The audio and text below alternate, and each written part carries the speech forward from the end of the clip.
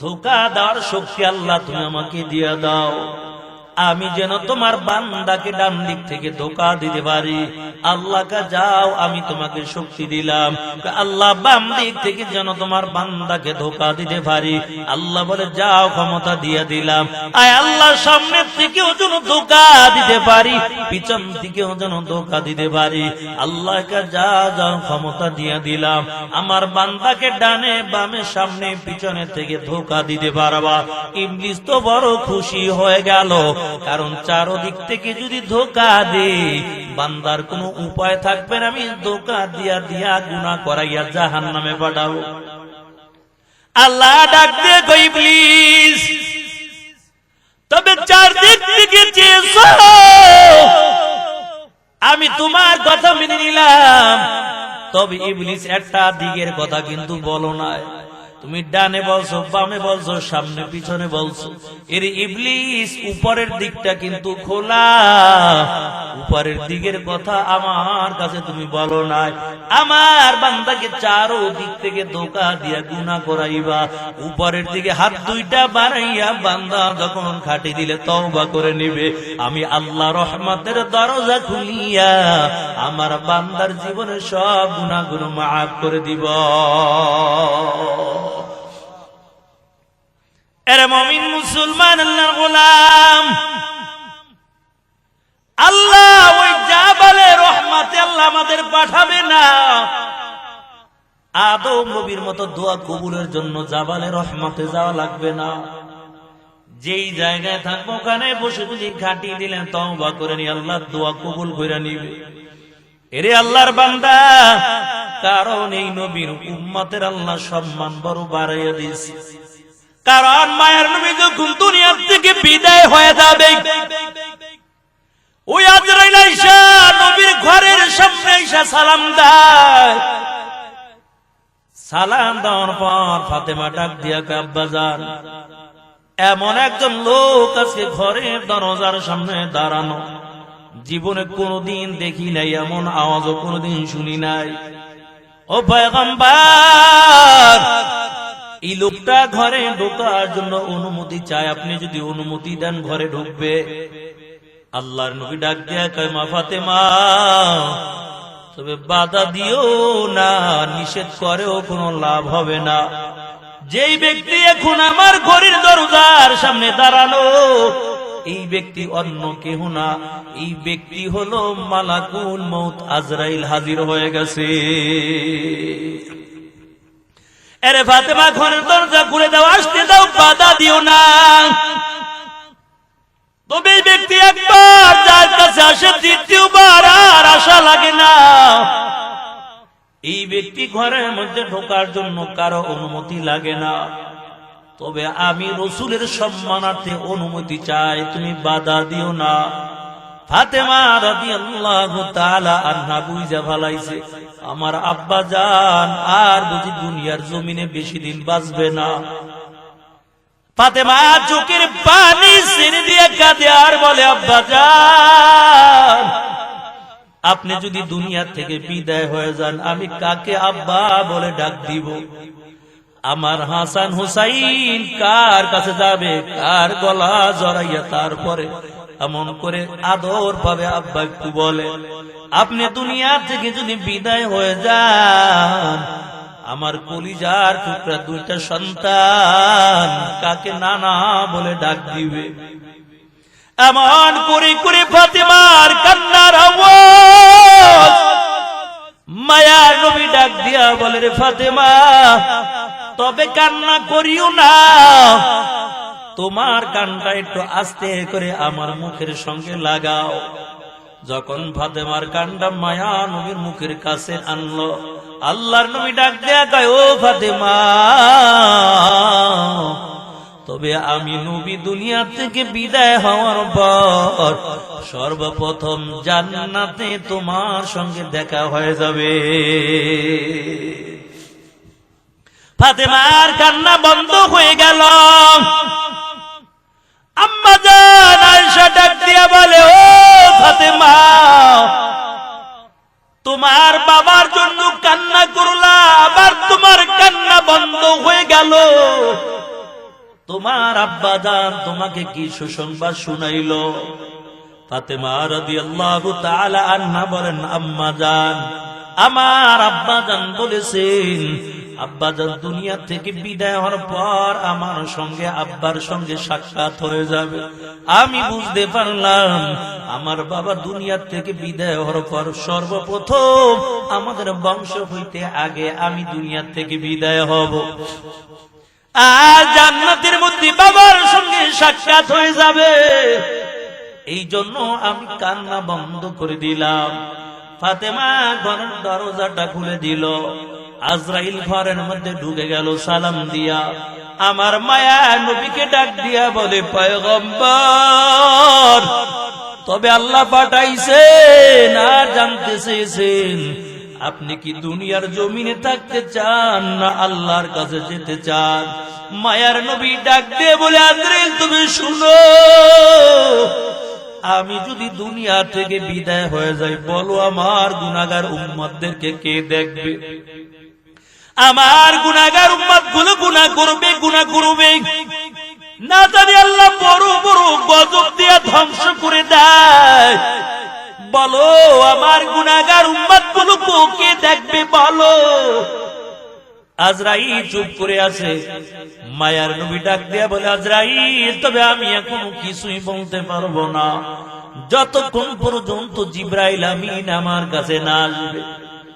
জিবরাইল আমিন এসে হাজির হয়ে গেল। জিবরাইলের চোখের মধ্যে পানি দেখা যায়। আল্লাহ নবী ডাক দিয়া কয়, জিবরাইল তুমি কেন কাঁদো?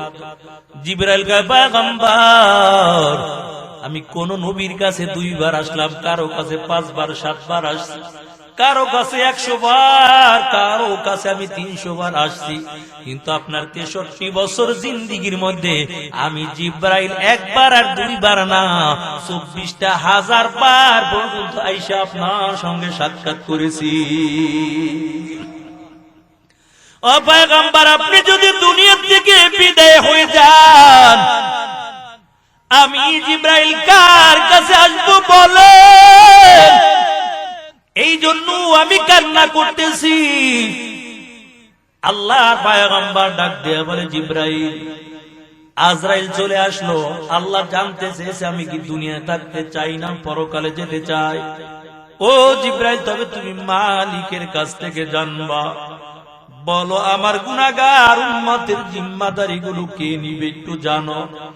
আল্লাহ তাআলা জিবরাইলকে জানায়, জিবরাইল, আমার বন্ধু কি তুমি জানাইয়া দাও, আমার বন্ধুর গুনাহগার উম্মতের চিন্তা করা লাগবে না, বরং আমার বন্ধুর গুনাহগার উম্মতের জিম্মাদারি স্বয়ং আমি আল্লাহ নিজে কুদরতি হাতের মধ্যে নিলাম।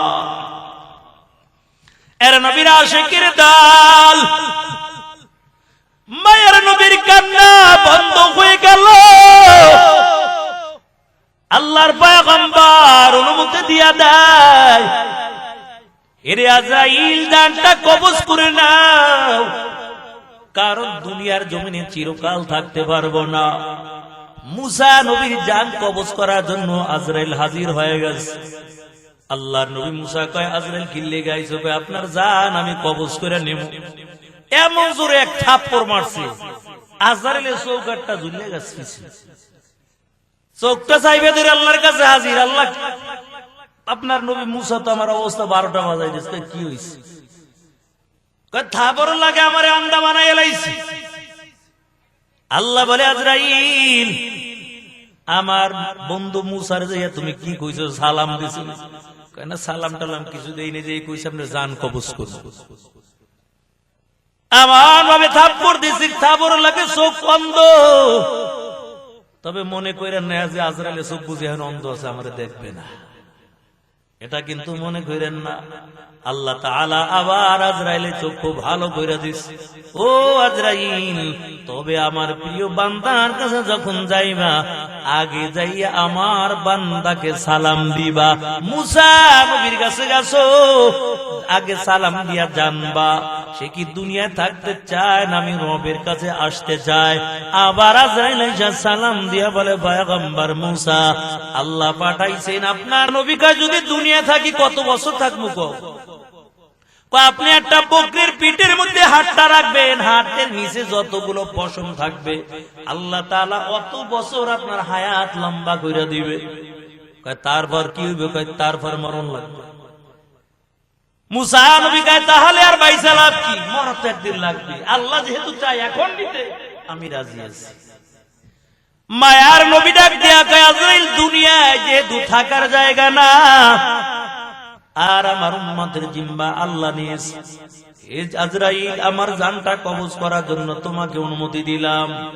আজরাইল মায়া নবীর অনুমতি পাওয়ার পর একটা হাত যখন মায়া নবীর বুকের মধ্যে রাখলো, আল্লাহর পয়গম্বর চোখের পানি ছেড়ে দিয়ে আবার কান্না করা শুরু করলো। আর ডাক দিয়া বলে আজরাইল আমার বুকের মধ্যে তুমি কি দিয়া চাপা দিছো? এরে আজরাইল আমি কষ্ট সইতে পারি না, বলো কি দিয়া চাপা দিয়েছো? আজরাইল আমার মনে হয় আরবের বড় বড় পাথর গুলো দিয়া আমার বুকটার মধ্যে চেপে ধরছো।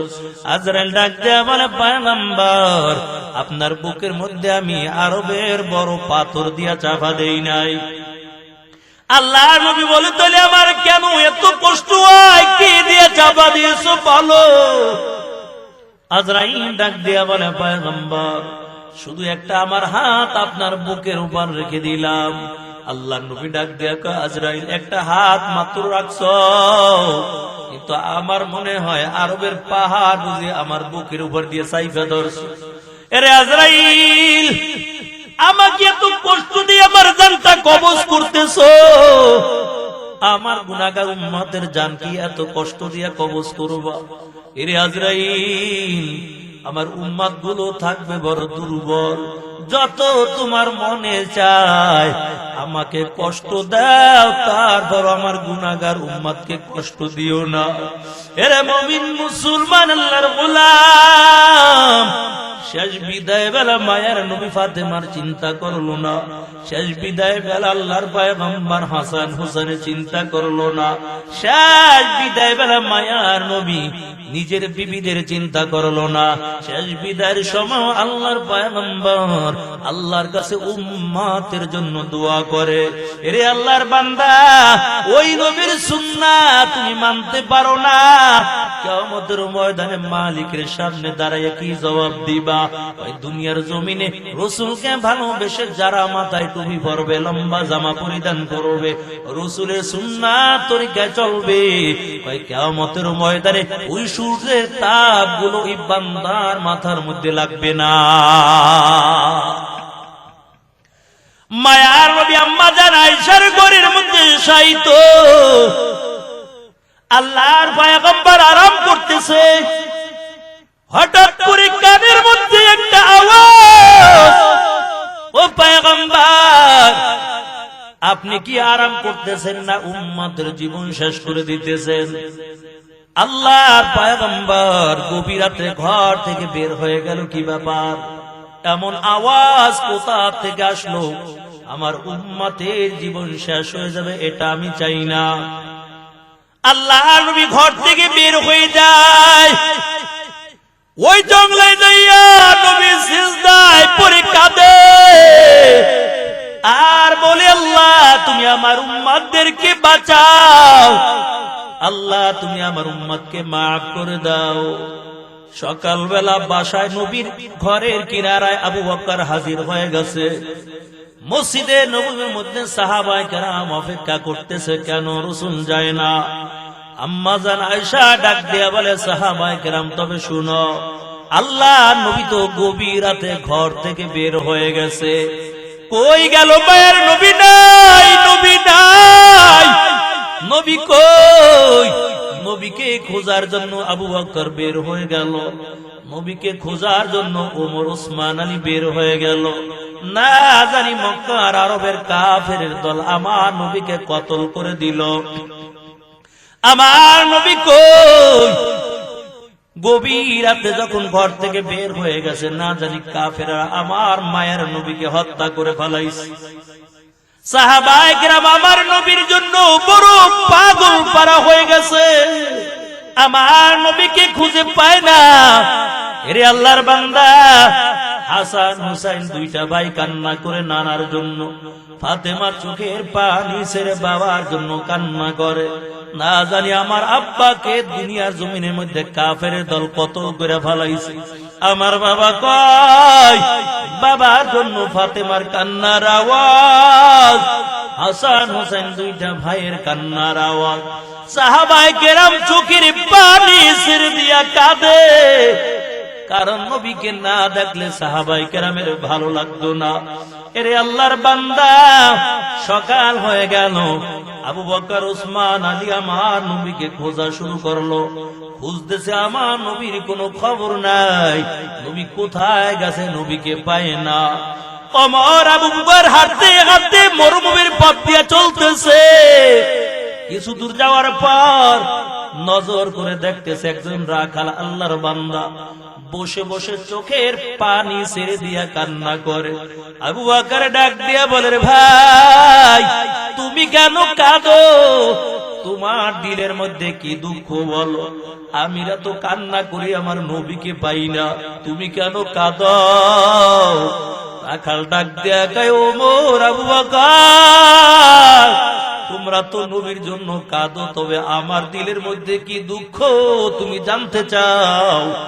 এই যে উটগুলো দেখো, ভেড়া বকরিগুলো দেখো, আমি একজন মালিকের চাকরি করি।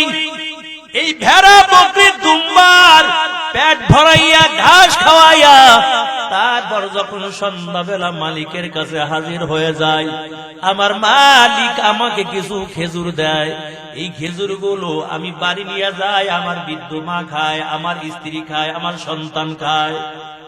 আজকে 3টা দিন হয়ে গেল, ঘরের মধ্যে খাবার নাই, কারণ ওই জঙ্গলার মধ্যে একটা পাগল আইসা সিজদায় পড়ে কান্না করে। এরে আবু বকর, এরে ওমর, আর এই উট বকরি ভেড়া গুলো জঙ্গলার দিকে শুধু তাকাইয়া তাকাইয়া দেখ কাঁদতে থাকে, একটা বারের জন্য ঘাসের মধ্যে মুখ লাগায় না। এরে আল্লাহর বান্দা, ওই রাখাল চোখের পানি ছেড়ে দিয়ে কাঁদে আর বলে, ওমর যদি তোমরা পারো ওই পাগলটাকে জঙ্গলা থেকে তাড়াতাড়ি উঠাইয়া নিয়ে যাও, কারণ আমার সন্তানগুলোর মুখের মধ্যে আমি খাবার দিতে পারি না, আমার বিবি খাইতে পারে না, আমার মার মুখের মধ্যে আমি খাবার দিতে পারি না। উট দুম্বা ভেড়া গুলো সন্ধ্যাবেলা আবার যখন বাড়ি নিয়ে যায়, আমার মালিক ডাক দিয়া বলে, কেন এই উট দুম্বা ভেড়া গুলো তুমি পেট ভরাইয়া ঘাস খাওয়াইতে পারলা না? আমার কে কোনো খেজুর দেয় না, আমার সন্তানের মুখেও খাবার দিতে পারি না।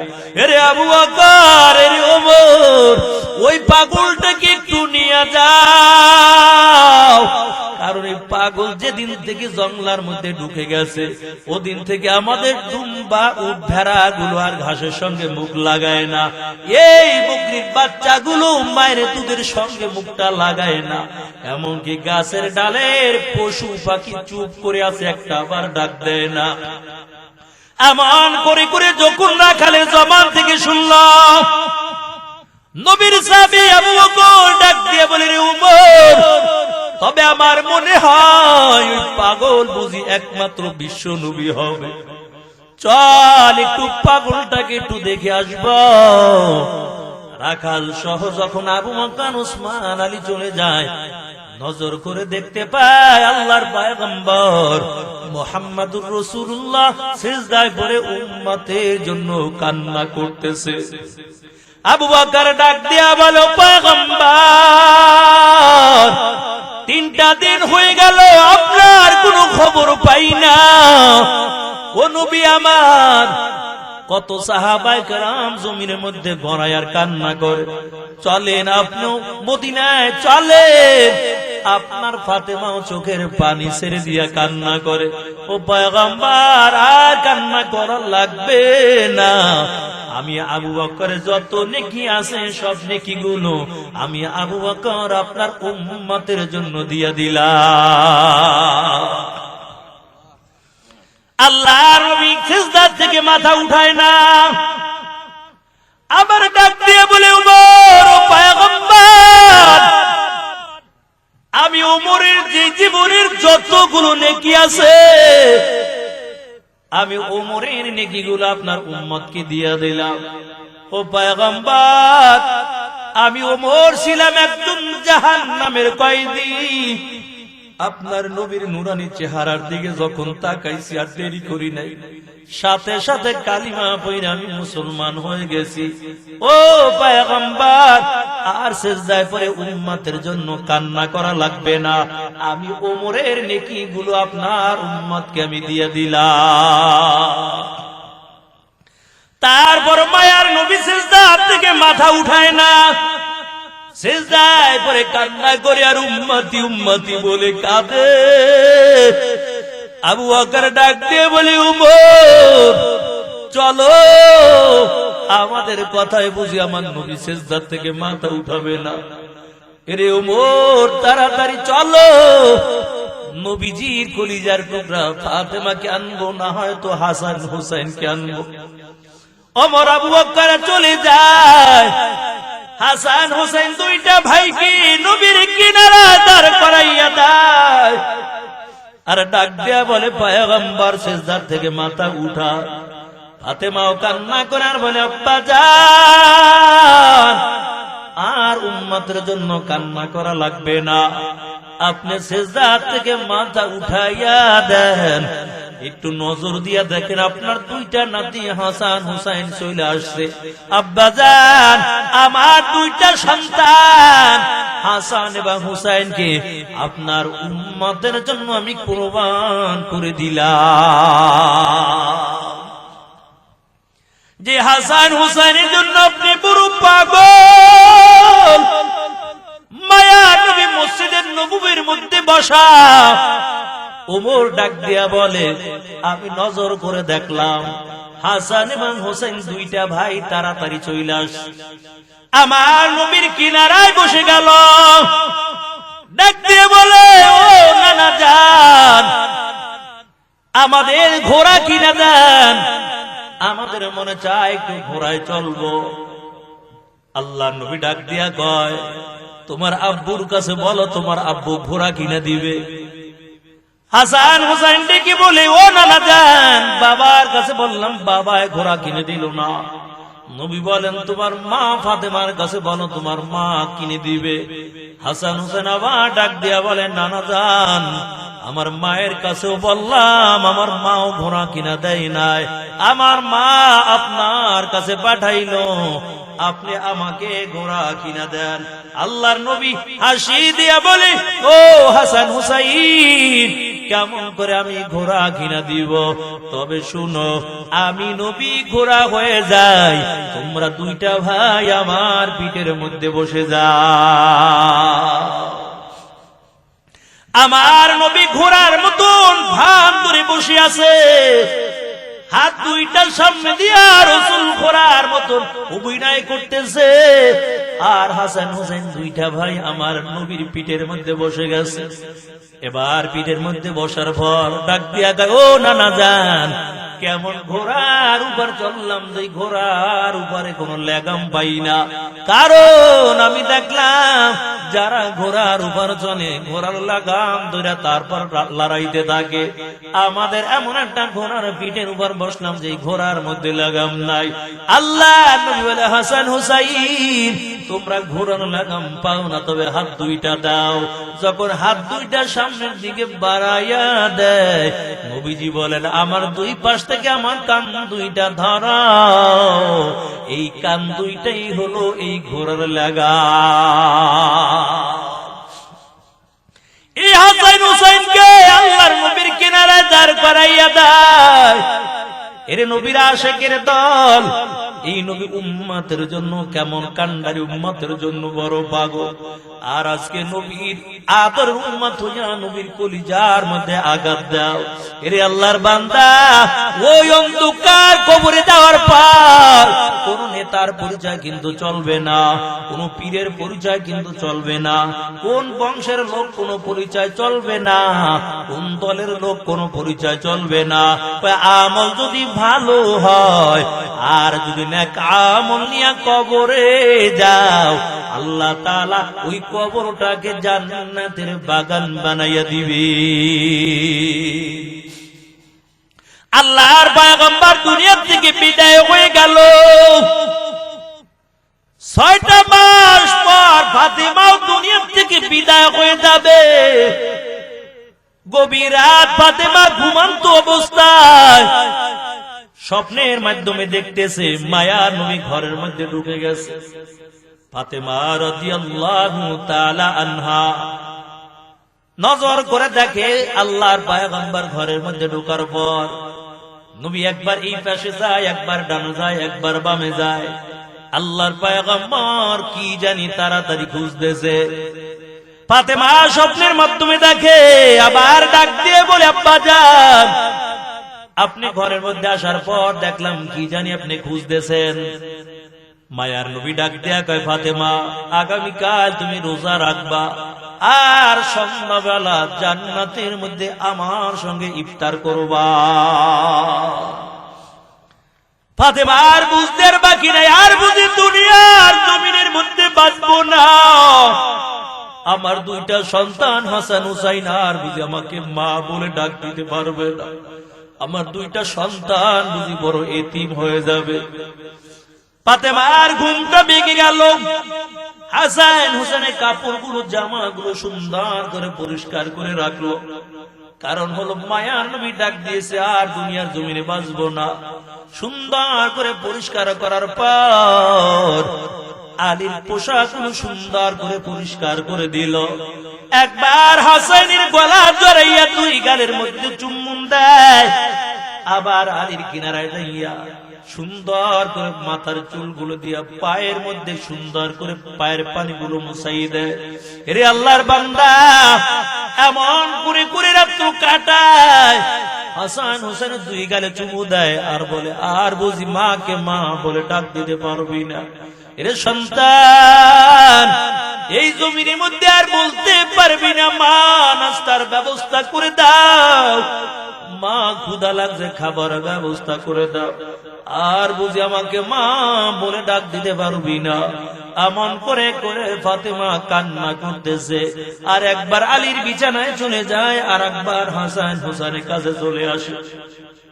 আলীর ঘুমটা ভেঙে গেল। আলী ডাক দিয়ে বলে, ফাতেমা কেন তুমি এমন করে কাঁদো? ফাতেমা রাদিয়াল্লাহু তাআলা আনহা ডাক দিয়ে কয়, স্বামী আমার, আপনি আমাকে মাফ করে দেন, কারণ আপনার সংসারে আসার পর ভালো করে আপনার খেদমত করতে পারলাম না। ও স্বামী আমার, আমার প্রতি আপনার দিলের মধ্যে কোনো কষ্ট নিবেন না, আপনি আমাকে ক্ষমা করে দেন, আপনি আমাকে মাফ করে দেন। এমন করে করে আলীর কাছে ফাতেমা ক্ষমা যায়। আলী ডাক দিয়া বলে, ফাতেমা তুমি আমার ঘরের মধ্যে যতদিন ছিলা, এমনকি তোমার একটা ব্যবহারেও আমি কোনোদিন কষ্ট পাই না। আর বর্তমান যুগের নারীরা কি করে? স্বামীর সঙ্গে তুই তুই করে ব্যবহার করে গালি দেয়, স্বামীর নাম ধরে ডাকে গালি গালাজ করে। ও পর্দার আড়ালের মা গো, তুমিও তোমার স্বামীর খেদমত করে নিবা, জীবনটা বড় ধন্য হয়ে যাবে।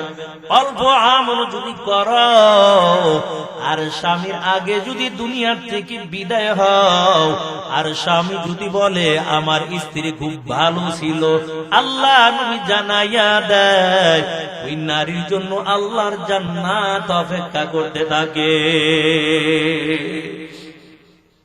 তুমি এই পর্দায় থেকে স্বামীর খেদমত করবা। এর মা, স্বামীর খেদমত এমন ভাবে করবা, স্বামীর সঙ্গে নরম নরম ব্যবহার করবা, এমন কোন ভাষা ব্যবহার করবা না যে ভাষার দ্বারা স্বামীর দিলের মধ্যে কষ্ট পায়। স্বামী অন্যের বাড়ি কাজ করে বদলা দিয়ে রিস্কা চালাইয়া বাড়ির মধ্যে আসছে, নজর করে দেখতেছো স্বামীর শরীর বেয়ে বেয়ে ঘামের ফোঁটা জমিনের মধ্যে ভরে, অথবা স্বামী পানির পিপাসিত অবস্থায় আছে, স্বামী চাওয়ার আগে একটা গ্লাস পানি যদি স্বামীর হাতে তুলে দাও, আল্লাহর নবী বলে 7 ভরি স্বর্ণ আল্লাহ রাস্তায় সদকা করলে যেই সব হইতো, এই পরিমাণ সওয়াব আল্লাহ তাআলা ওই নারীর আমলনামার মধ্যে দান করে দিবে। আর বর্তমান যুগের নারীরা তো স্বামীর খেদমত করতে চায় না। এরে বাপ, পর্দার মধ্যে থাকবা, ছোট আওয়াজে কথা বলবা, তোমার মাথার চুলগুলো যেন বেগানা পুরুষ দেখতে না পায়। যদি তোমার মাথার চুলগুলো বেগানা পুরুষ দেখে, পরকালে জাহান্নামের আগুনে জ্বলা লাগবে। এই চুলগুলো সাপ হইয়া কবরে বইয়া পেঁচাইয়া পেঁচাইয়া তারপর কামড়াইতে থাকবে।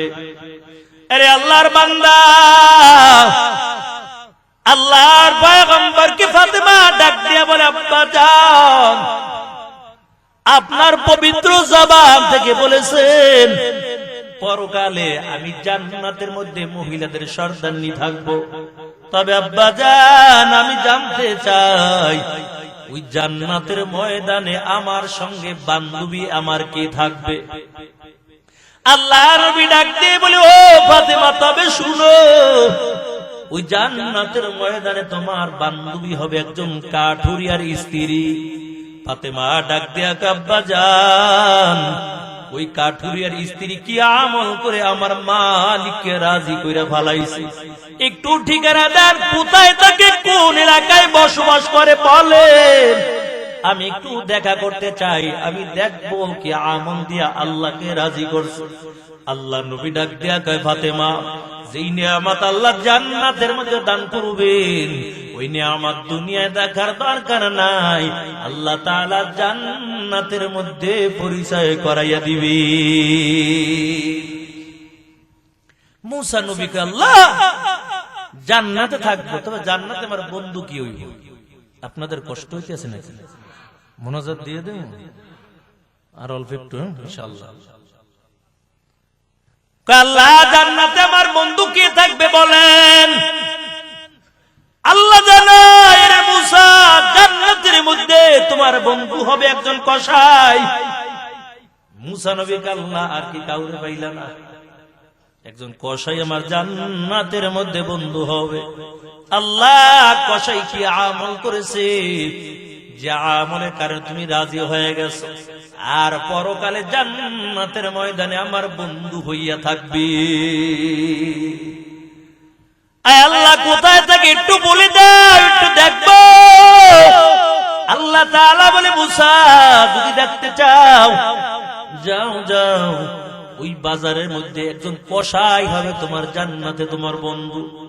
মুসা পয়গম্বর চলে গেল, ওই কসাইয়ের কাছে সকালবেলা চলে গেল, খালি বারবার দেখতেছে কসাই কি করে।